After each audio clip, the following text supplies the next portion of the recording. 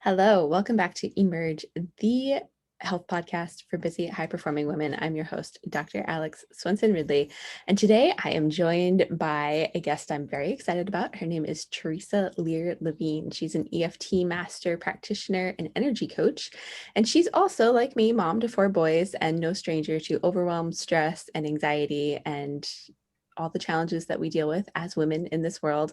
And I'm going to let her share, more of her journey, but she's actually going to, a little later in the show, lead us through a tapping series around some stuff. So get excited. I'm excited to have you here, Theresa. Welcome.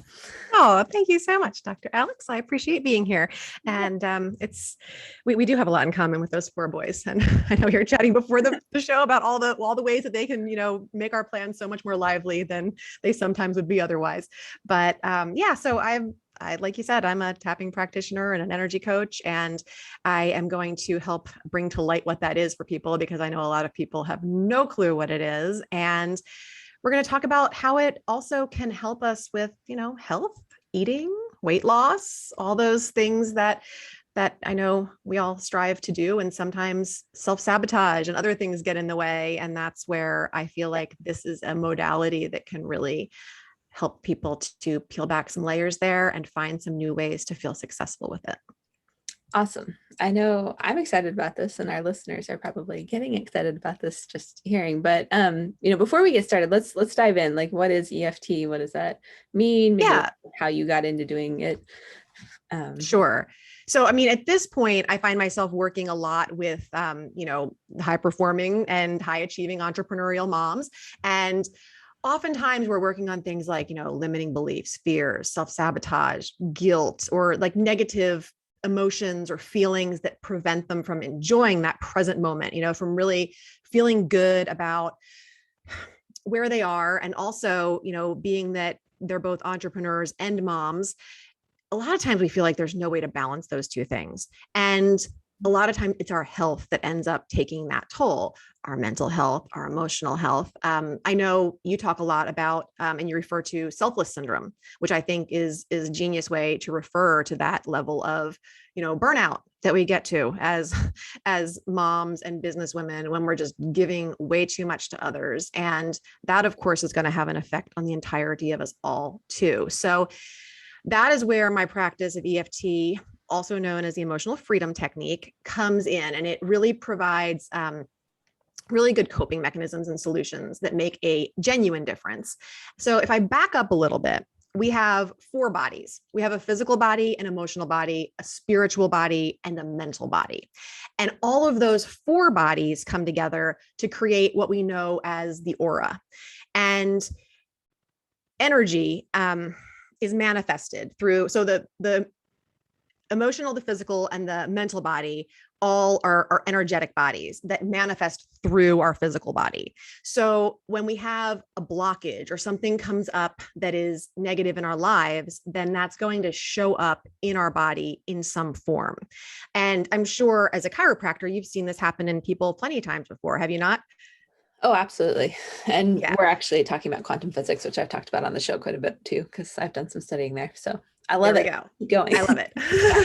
So, with that in mind, and I back it up because sometimes we forget that our body runs on energy, essentially, and that literally everything is energy. So, and it's electromagnetic in nature, and we can see this realistically for people that are having like trouble like picturing, this energetic body that we have, EEGs, EKGs, things like that actually measure like this very energy and gives you like a real life example.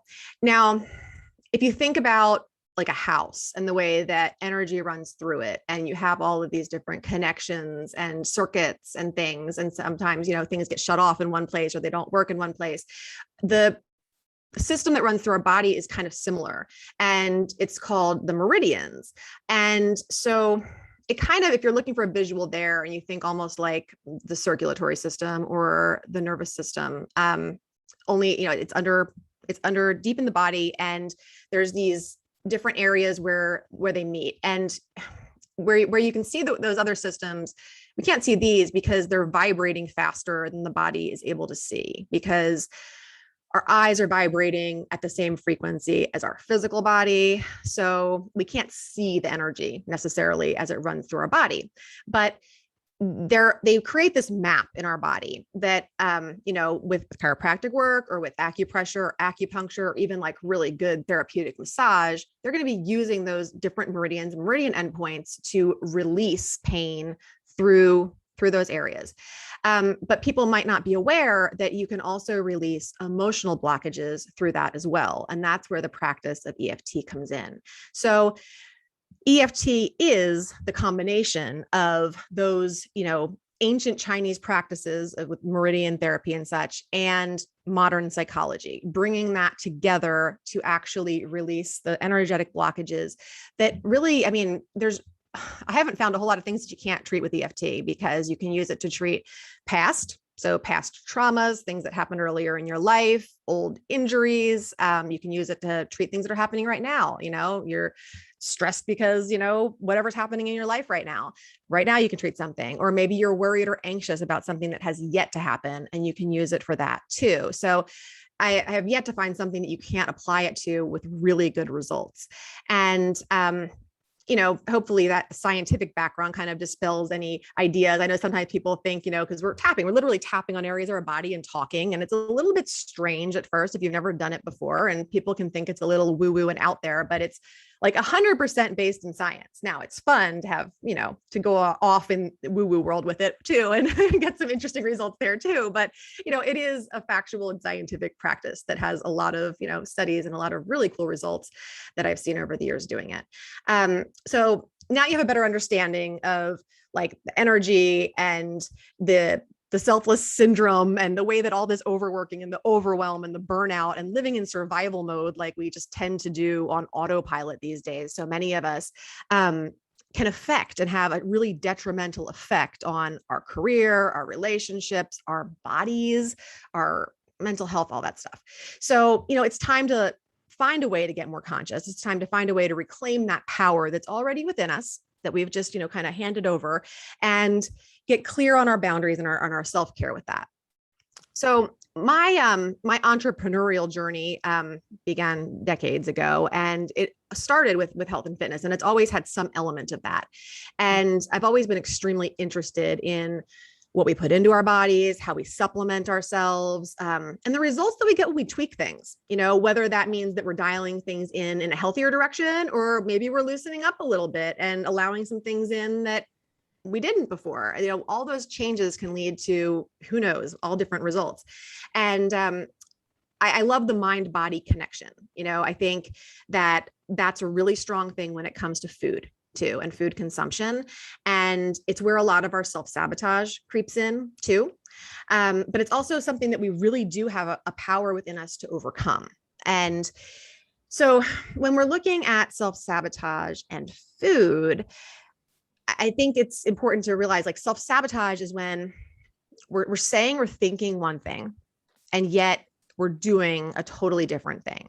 It's also known as psychological reversal. And it's one of the things that EFT is amazing at resolving. I know when I work with people on specific food issues, because, in life and business, a lot of times, sometimes the thing people need to overcome the most is what they're eating or something else that's bothering them. It's not necessarily exactly a business thing or a family thing or whatever. Sometimes it's just something within themselves. And when I work with people on like cravings, for instance, it's so easy to knock out cravings with EFT. It's crazy. Like, I remember the first time that I tried it, I had developed a recent liking for marshmallow fluff and peanut butter by the many spoonful. And it was delicious, but it was totally not in alignment with where I was, like, health and fitness wise. And the rest of the day, like, I'd be good, but then I would get this craving and it would come in, and all of a sudden I was like, the two bottles right next to each other, and the spoon just dipping in one, dipping in the other, and just mouthful after mouthful of it. And I was like, well, let's see if we can tackle this. I tell you what, I tapped one 10-minute round on that. And I've tried it. Like, when it's been out, I've been like, maybe do I like this still? And it's like, it's good, but like, it's like, I don't care anymore. It's like the emotional charge, that feeling is gone and done. And that was a real selling point for me, because I was like, wow, that was way easier than I thought it should be, and way quicker. And it's always fun to get to work with people on those things that are really tangible like that, because when Yeah. you can see and feel a result like that quickly, then you really feel that empowerment and everything else. We're going to tap a little more generally here today, peel back some layers, but just realize, like, if this is a technique that you jive with, it favors specificity. Like, it wants to know that you want that, the chunky organic peanut butter and the horrible, nothing good in it marshmallow fluff. And you want the, like, you want to know exactly what you want and how you want it and how it tastes and how it feels and how you feel and all the nitty gritty. And then it's really easy to dissolve it. So I found that to be really key with things like that. But so with food, emotional hunger is something that we all kind of realize is a little different than, regular hunger. And it's going to come on quickly. It's going to require you to really want that specific thing that, something else might not satisfy. If you ask yourself, oh, well, would I eat an apple right now? The answer is probably no, because you're not actually physically hungry, and it doesn't leave you like satisfied after you're done. So usually, that emotional hunger, because you typically feel guilty or not good about yourself after you follow through with that. And it's just kind of like a momentary satisfaction. And it might be the kind of thing where you decide to like give up what you're doing for the day or the week, start again Monday, the old adage, that kind of thing. And whereas, with either kind of eating, whether it's, eating for satiety or eating for emotional reasons, there's that cue that comes in first, and then there's your action, and then there's the reward. And that's all programming within yourself. So breaking that programming is a big part of ending, or at least being able to recognize and act on self-sabotage when it happens. I don't really want people to think that there's like one thing that we're going to do here today, and then all of a sudden you're not ever going to self-sabotage yourself anymore. We all have sabotaging ways within us. And I think a lot of them stem from misguided self-love, or a desire to protect ourselves or keep ourselves safe. We don't necessarily favor change. It's hard, even when the change is for the better, like you're trying to lose weight or get healthier or overcome a diagnosis or whatever it might be. It doesn't mean that it's easy. So, like with anything else, having a big reason why it's important to you that is larger than the number on the scale or the blood test result that you're going to get or something really helps, because oftentimes those reasons are just not big enough for us in the moment when those emotions hit us really hard, because they're painful and they're difficult and we want an immediate solution. So, some things that you can try, obviously, are tapping, which we would go into soon and give a try to, but also just connecting. Like when you find yourself in that situation where you're reaching for excess food or a specific food, or that it's emotional because your stress is up, or you're just eating because you're bored, or you're eating in excess, then try to find a moment for yourself where you can give yourself some space, where you can take a breath. If there's someone around, maybe connect with or call, make yourself a cup of tea, have some lemon water, just take a minute and decide if you really want it.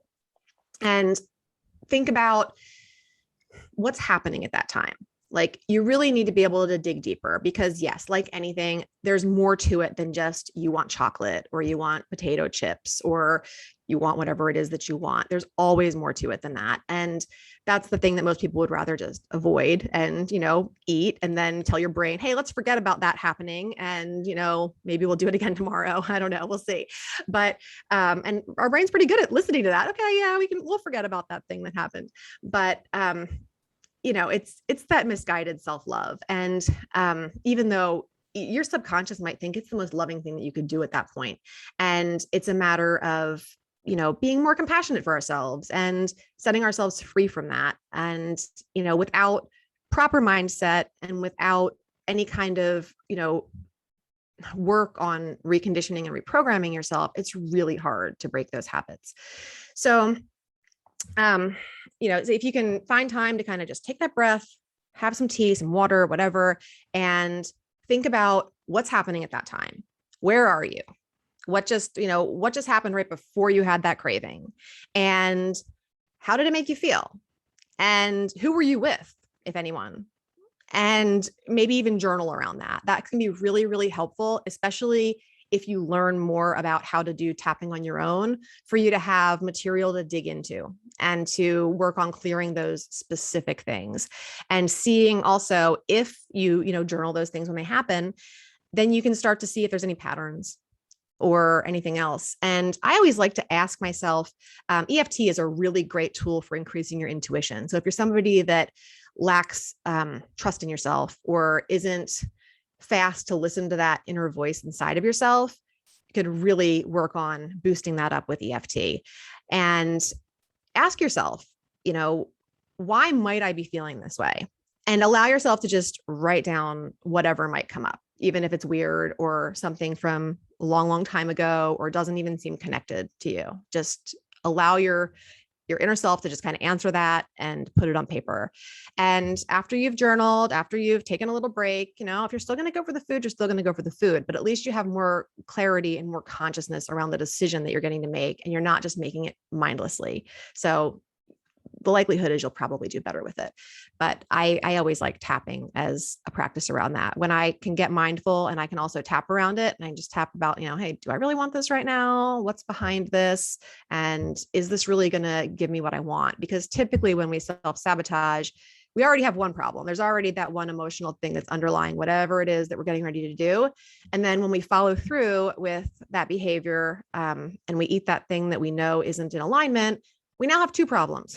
So it doesn't actually help us at all, other than in that one very small moment when it perhaps tastes absolutely delicious. So Yeah. is that making sense? Oh, it's totally making sense. I like everything you're saying. It's just so profound. I'm like, yeah, we'll just keep going. But, I think I talk a lot about, and you're in a similar place, like not using willpower to make changes, because we inevitably fail. And so what we're really getting at here is, a tool that you can take and implement, and just approaching yourself with that kind of open curiosity is what I call it, of like, Yeah. what's driving this right now? I'm like, okay, what, and I talk a lot about connecting to a bigger why. You need a why outside of yourself. And that's like where we start. Anyone who works with me, because you have to have that in order to succeed. And then, another way to look at it is like the pain of not succeeding. I hear this in business too. Like we have to attach to some level of pain sometimes to drive us. And so if you have to get really present to, like, if I want to lose 100 pounds, but I keep eating the candy from the kids in my class because I don't want to say no to them. Like these are examples of women I've dealt with, right? Like that has to be greater than your, desire to stay stuck, I guess is Yeah.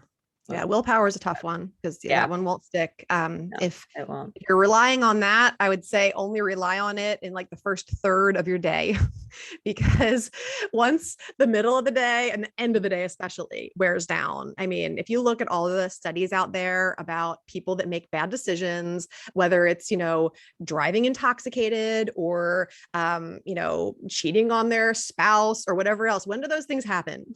They happen at the end of the day normally, like typically when our willpower is down and we are more likely to let other things happen. So if people are more likely to do those kind of things later in the day, they're definitely more likely to eat some kind of food that's, not perfect at the end of the day too.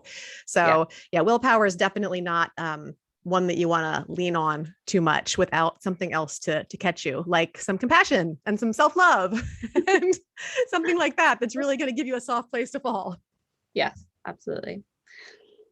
So cool. So I like, just in listening, you explained everything really, really well, and just, where we want to come from and all this. So let's talk about like, what is tapping? How do we use it? Like how, where do we tap? What do we tap? How long do we tap for? What are we I'll walk you through the points, and then we'll do a round. And when we do a round, as I call it, it's really just follow the leader. So typically, if I'm doing this like podcast style, I will just say it, and I will give a little bit of space for whoever's listening to say it back, because just like I was saying with EFT liking things being specific, it also likes it when we say it out loud and everything. So the tapping points that we typically use, we start on the side of our hand. It's called the karate chop point. And I normally just kind of take the fingers from my other hand and I just tap that kind of fleshy area on the side of my hand. Does it matter And if which that, hand tap switch? I'm sorry, Does it matter which hand? Like, does not matter which hand. It doesn't matter if you switch. If you want to switch, you can. If you like one more than the other, go for it. Doesn't matter. And the same goes with any of the other points. Some of the points we have, we have the top of the head. mhm. So that one, I normally just kind of like use all my fingers. I mean, you can just use 2 or 1 or whatever. But for me, I'm like, I'm just going to get as many spots as I can up there. And I just kind of pepper my hand around, but you can keep it one spot, whatever. And then we go to the eyebrow point, which is pretty much where the hair on your eyebrow begins. Now we have 2 of those points. So if you feel like it, you can always do both hands. You can do one, you can do the other, doesn't matter. And then we have the side of the eye, same thing. We got 2 of those. And we have under the eye. You're basically just following that orbital, that bone right around, and tapping kind of on the edge of that bone. So we're not like going like in the eye where it's like soft there, it's just kind of like right there on the bone. And then we have below the nose. So right between like your nose and your upper lip. And then we have below the mouth. And if you have, I've kind of got a line there in my chin. Most people kind of do. So that's kind of where it is right there on the chin. And then we have, they call it the collarbone point, but your collarbone is like up here. And the collarbone point is more like that sore spot on your chest. So that one there. And then we have under the arm, which for any woman is right pretty much where that bra strap wraps around your body. So right there. And some people prefer to reach across for that. That's fine too. You can even just kind of hug yourself and do both sides. Makes no difference. I like people to do what's comfortable for them and realize that this combination is going to work any which way. Kind of cool history is that when this was first being developed, with Roger Callahan was one of the first people that kind of developed this whole thing. He would actually do these formulas where, if you were afraid of flying or whatever, he'd give you this formula where, and this is, I'm making this up, but maybe like you tap a few times here and then you tap a few times here and then you're over here and you're down here on your leg and he would give you this exact formula that would work for it. This is back in the 80s. People were paying like $10,000 per formula for these things that were knocking out whatever it was that they were afraid of or being held back by. And for people to be, trained in the technique was $100,000. And, a lot of money and a lot of people willing to pay for it because it worked so darn well. And then Gary Craig, who is known as the founder of EFT, came along and he found a way to make this accessible to everybody and really available, and realized that it's really just kind of, as long as you hit these points, doesn't really matter the order or the way, it's going to take care of it, if you're using it appropriately with the right kind of, modern psychology and talk as you do it, which is just fantastic. So it's come a long way. But those are the points. And I'll take you guys through. So normally, and this is the other kind of fun thing about EFT, is that you really get to like dump out your negative crap when you do it, because we can't get positive. We can't have a leg for our affirmations or our desired positive thoughts to stand on if we're trying to build them up in like a cluttered mess of negativity. So EFT lets us kind of address those things and move them out of the way. And then we can bring in, normally towards the end of the round, some of those more positive ideas. And depending on what you're working on, you can bring in a lot of them at the end, or maybe you're just ready to bring in a little bit at the end.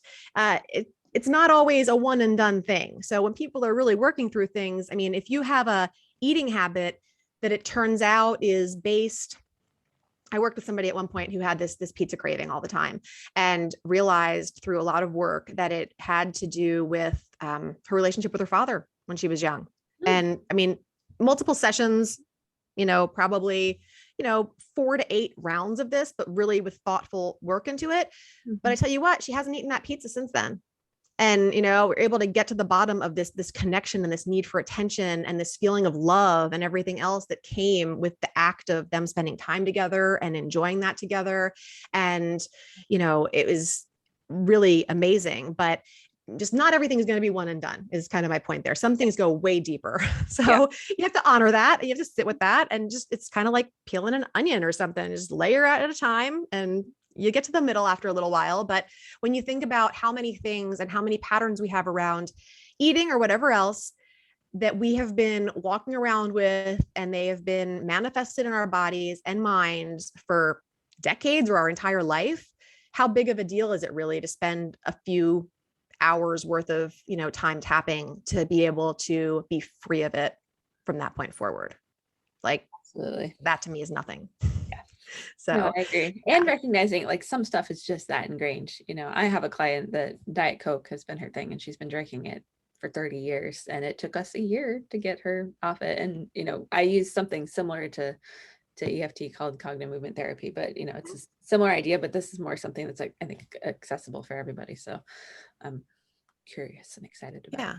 Yeah. Cool. So I kind of thought if for today, I want you just to think about something, maybe the last time you self-sabotaged or something where you typically self-sabotage, so that each person that's experiencing this can kind of think of their own individual experience and then keep that top of mind while we're tapping, because obviously, as empathic as I am not psychic. I can't read everybody's mind, and everybody that's listening is going to have a different story and a different problem. So I'm going to try to deliver something that can help everybody to at least remove a little bit of what's going on there and get under the surface.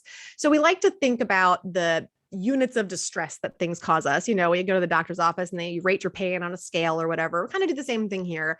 And you just think about how much, when you think about that thing, how much distress do you experience? And it might not be a whole lot. That's okay. Or it might be like, it really makes you anxious or worried or upset, or you feel a lot of shame or guilt or whatever. So rate that on that scale of 1 to 10, and then just, write down your number. And I always say do that because people are so often really surprised by how much things change, and then they doubt it. And that didn't really just happen. I guess I probably wasn't actually a 7 because now I'm a 0. And so I probably definitely wasn't a 7 before, because that's not possible. So just write it down so that you have a gauge. It doesn't matter whether it, moves 1 point or all the way down to 0 or somewhere in between, but at least you can feel your own power in the situation instead of dismissing it because you didn't take note. And then we're just going to start on the side of the hand. And it's up to you whether you want to repeat after me or if you want to just leave that space blank. Your preference? Do I have a preference? I'll participate. I've got my thing. If anyone wants to know, it's chocolate covered raisins. So, ooh, those are good. They are my. I had a chocolate covered raisin period in my life too. Yeah, mine's and I've caved the last couple of days, and don't feel good about it. So I'm at a 9. Yeah. All right. So we're just gonna repeat after me here. And even though I sabotage myself and do things that don't line up with the outcome I desire. Even though I sabotage myself and do things that don't line up with the outcome of my desire. I love, accept, and forgive myself. Ooh, I love, accept, and forgive myself. Sometimes that's hard to say. Yeah. You can honor that and you can feel that. Even though I sabotage myself and sometimes make regretful decisions that I feel guilty about. Even though I sabotage myself and sometimes make regretful decisions that I feel guilty about. I am open to accepting myself. I am open to accepting myself. Even though I am slowing down my own progress and standing in my own way. Even though I'm slowing down my own progress and standing in my own way. And I'm not totally sure how to stop. And I'm not totally sure how to stop. I honor that feeling and accept myself anyway. I honor that feeling and accept myself anyway. We're going to go to the top of the head. Okay. Why can't I keep my commitments? Why can't I keep my commitments? I say or think one thing and then I do another. I say or think one thing and then I do another. By the way, we moved to the eyebrow point for anybody who's not watching. And now we're going to move to the side of the eye. And it's such a shameful and guilty cycle. And it's such a shameful and guilty cycle. Why do I give up my power and do this over and over again? Why do I give up my power and do this over and over again? We're under the eye if you're not watching. Yes, we're under the eye. Now we're going to move to under the nose. All these things I'm preventing from moving forward. All these things I'm preventing from moving forward. Under the mouth. Why am I so afraid of change or my own progress? Why am I so afraid of change or my own progress? Now we're going to go to the collarbone. I'm open to the possibility that maybe I'm just doing my best to protect myself. I'm open to the possibility that maybe I'm just doing my best to protect myself. Under the arm, even though it feels like I'm shooting myself in the foot. Even though it feels like I'm shooting myself in the foot. Back to the top of the head. I think part of me believes that my act of self-sabotage is somehow loving. I think part of me believes that my act of self-sabotage is somehow loving. But it sure doesn't feel loving. But it sure doesn't feel loving. It feels confusing and frustrating and sad. It feels confusing, frustrating, and sad. Why do I always do this to myself? Why do I always do this to myself? Why does it feel so unsafe to be successful and follow through? Why does it feel so unsafe to feel successful and follow through? Under the mouth. I'm sure this must have deeper roots. I'm sure this must have deeper roots. Collarbone. And I'm allowing myself to become conscious, breathe, and release the need to understand it all. I'm allowing myself to become more conscious, breathe, and release the need to understand it all. Release the need to be so hard on myself. And release the need to be so hard on myself. That's under the arm. We're going to go back up to the top of the head one last time.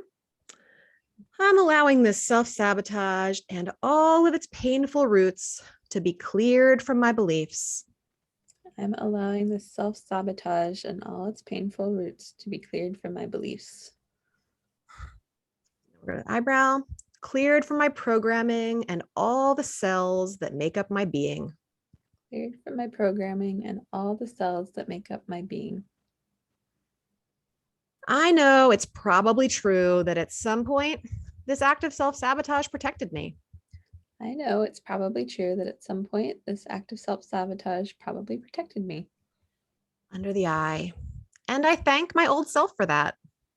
And I thank my old self for that. Under the nose. But I can see clearly now that I'm ready to take responsibility for my emotional state and actions. But I'm ready to see clearly now that I missed part of that. It's okay. I'm ready to take responsibility for my emotional state and actions. Yes. Okay. And for anybody else that's missing it or feels like they're not doing it right, air quotes here, say what you feel. That's the most important thing, not what I'm saying, but what you feel. All right, under the mouth, opening up to the possibility that this self-sabotage doesn't need to be my pattern anymore. Opening up to the possibility that this self-sabotage doesn't need to be my pattern anymore. Collarbone. This present moment is my time, and I am ready for the next step. This present moment is my time, and I am ready for the next step. Under the arm. I am whole, complete, and powerful. I am whole, complete, and powerful. Now, I want you to just take a nice deep breath in through the nose and out through the mouth. And just reassess how you feel about the thing you were holding top of mind and where the distress might be now on that scale. Did you feel or notice any shift, Alex, or feel any kind of like aha moments that resonated with you? Yeah, well, it was super interesting. Like first, I would put my number at a 3 now. I was at a 9. Okay, great. But I noticed, towards the end there, I could breathe deeply, like much more deeply than I have been recently. And the other thing I was really present to is, for me, I'm just going to be totally transparent on the show. I tend to do that.